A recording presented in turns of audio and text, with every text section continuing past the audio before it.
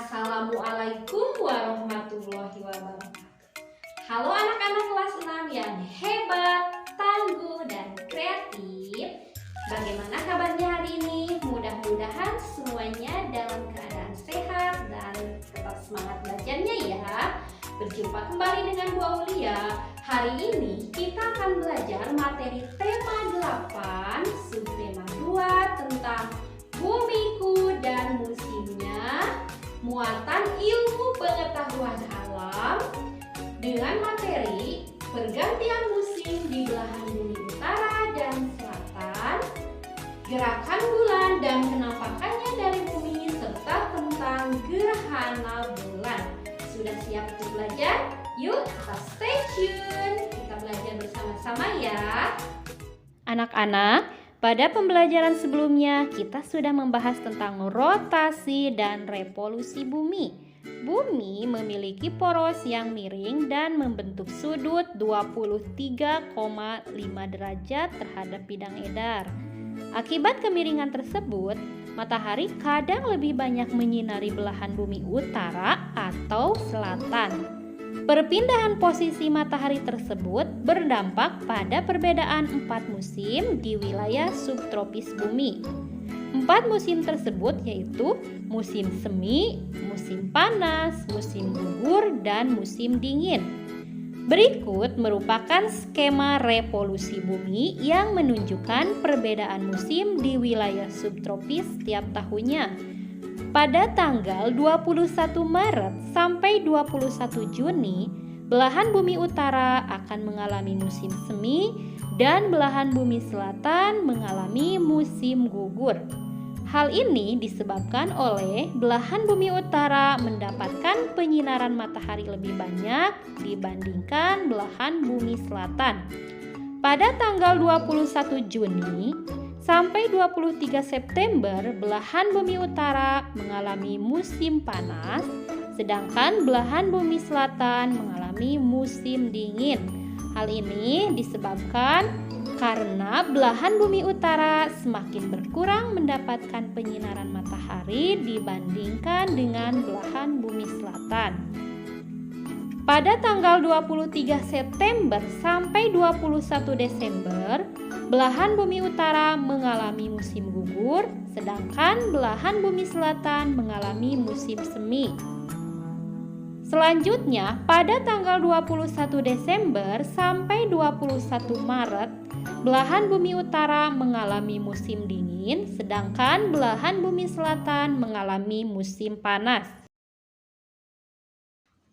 Nah, anak-anak, setelah kita mempelajari tentang pergantian musim di wilayah subtropis, selanjutnya kita akan mempelajari materi tentang gerakan bulan dan kenampakannya dari bumi. Nah, bulan merupakan salah satu satelit alami bumi dan bulan merupakan benda langit yang tidak memancarkan cahayanya sendiri, tetapi hanya memantulkan cahaya matahari yang jatuh di permukaannya. Sama halnya seperti bumi, bulan melakukan pergerakan yang disebut dengan rotasi dan revolusi.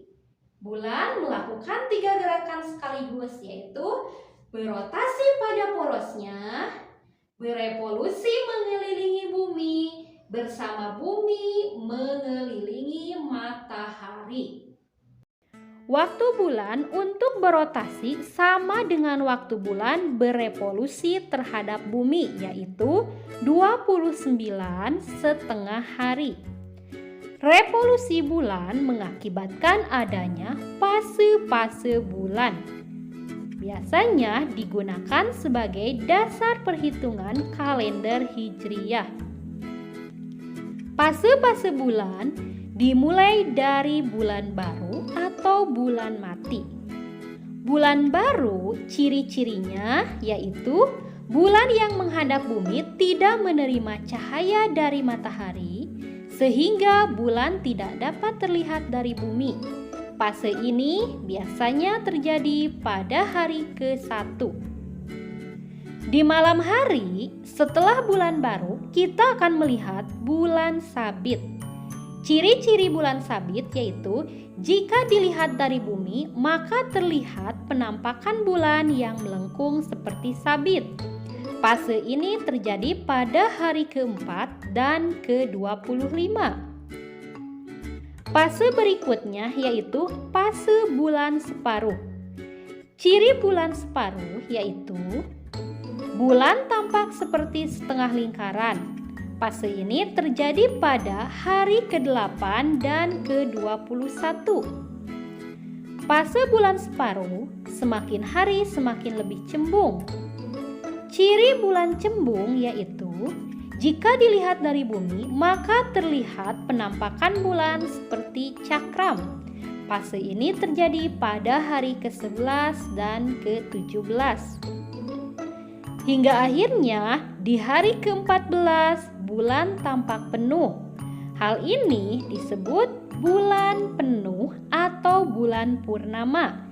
Ciri bulan purnama yaitu bulan yang berada pada sisi berlawanan dengan bumi, sehingga cahaya matahari sepenuhnya terkirim ke bumi.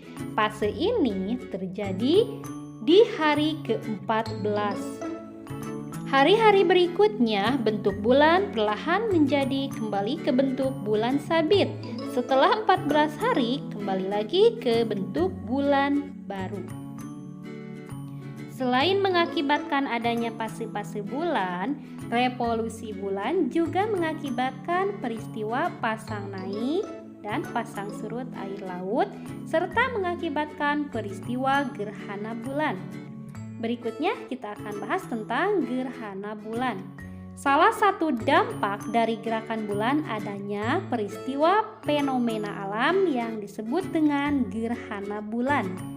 Gerhana bulan terjadi ketika cahaya matahari yang jatuh ke bulan terhalang oleh bumi, yaitu saat posisi matahari, bumi, dan bulan berada pada satu garis. Permukaan bulan yang terang lama-lama menjadi gelap. Ketika baru sebagian permukaan bulan gelap, bulan dikatakan dalam penumbra atau kondisi redup. Yang dimaksud penumbra adalah bayang-bayang lebih terang. Sedangkan ketika bulan menjadi gelap total, maka dikatakan bulan telah memasuki era umbra atau bayang-bayang paling gelap. Berdasarkan letak bulan terhadap daerah bayang-bayang bumi, gerhana bulan dibedakan menjadi 3, yaitu yang pertama, gerhana bulan penumbra. Terjadi saat bulan berada di daerah penumbra bumi. Kenampakan bulan akan seperti bulan purnama, tetapi berwarna sedikit gelap. Yang kedua, yaitu ada gerhana bulan sebagian. Terjadi saat sebagian bulan memasuki daerah umbra dan sebagiannya lagi memasuki daerah penumbra bumi. Penampakan bulan sebagian berwarna gelap dan sebagiannya lagi berwarna terang. Dan yang ketiga yaitu ada gerhana bulan total. Terjadi saat posisi bulan berada dalam daerah umbra bumi. Kenampakan bulan menjadi gelap dan berwarna merah, tetapi masih terlihat garis lingkaran bulan. Nah, anak-anak, gerhana bulan terjadi biasanya pada malam hari dan hanya terjadi pada saat bulan purnama.